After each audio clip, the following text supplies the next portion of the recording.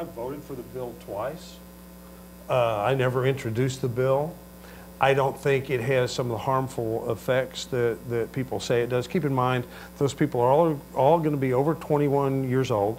They will all have had a security check and a pretty decent one, and some minimal amount of training. They can carry those guns on campus now, but not in buildings. So how much of a difference does it make intrinsically?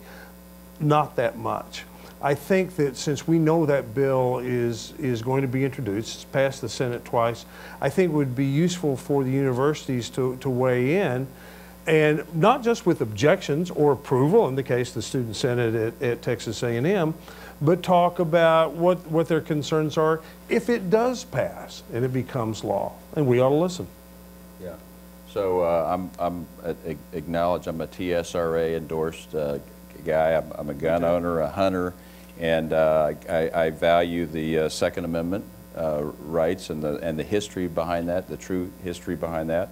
And we haven't had someone file a bill in the House chamber yet, but as mentioned, Senator Birdwell has filed it in the Senate. In reading the bill, which I have, it's interesting that the bill itself places off limits hospitals on university campuses, and preschools, elementary schools, and secondary schools on university campuses. So it's interesting that the bill itself has exceptions, and it has also exceptions for dormitory storage, and it creates an exception for private universities can make rules and regulations regarding the concealed handgun carry. So for me, my sense is I'm not sure that there's a need for a one-size-fits-all on this issue.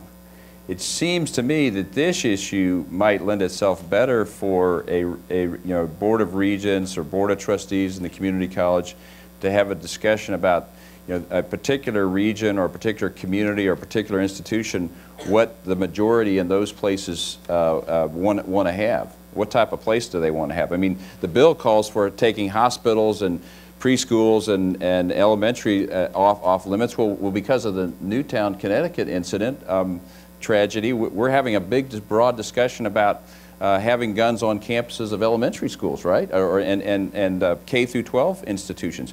So for me, this is a very emotional issue that people have those reasoned arguments on either side about safety and about liberty and rights. And so to me, the issue should be, I think, should be best settled by, does a UT Board of Regents, what do they think about institutions under their purview? What does a Board of Trustees in a community college system? What do they think? Like Alamo College in San Antonio has a lot of institutions, Dallas Community College District in mind, a lot of campuses within their system. They may want to have a different policy for different campuses within their system because the community and the location and the students there may have a different feel.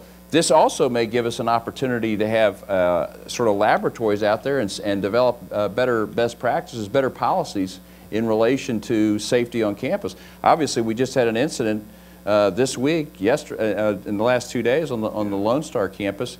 We're still trying to get all the facts on that. I think we have the gun and one of the accomplices in the incident is still being under investigation or doing the search for him. So I think this is an issue that needs to be dealt with. I just think that maybe the better approach is to deal with it on an institution by institution basis.